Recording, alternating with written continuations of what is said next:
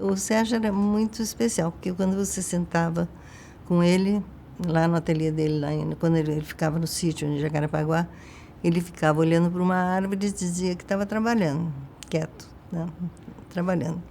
Ele compunha as formas geométricas dele na cabeça e depois algumas ele fazia ainda em protótipo de madeira, senão ele fazia os desenhos do tamanho do que ele fazia, que ele queria fazer, tinha a proporção, e ele passava essa informação para a Itália e mandava fazer os módulos daquilo que ele tinha pensado, porque ele tinha lá, ele tinha uma gruta que branca, era Biancopi que ele chamava, que ele era de onde ele tirava para as obras serem brancas, bem brancas. E nesse caso o pessoal do ateliê iam fazendo esses módulos, e quando ele chegava lá, ele ia constantemente para lá, ele montava com esse pessoal. Depois surgiu o preto, que ele teve uma encomenda de um jogo de xadrez, e ele resolveu fazer com o preto e o branco, né?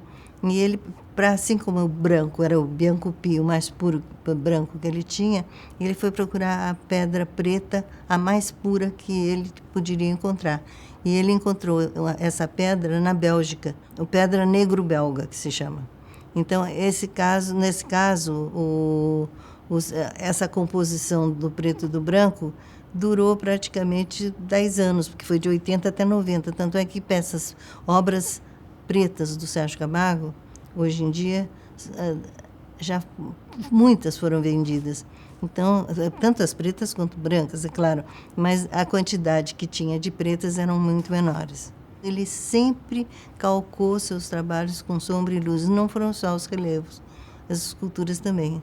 Se você põe uma escultura num determinado lugar com a luz de um jeito, vindo de um jeito, ela é uma escultura. Quando você põe de um outro lado, é uma outra escultura. É muito bonito isso.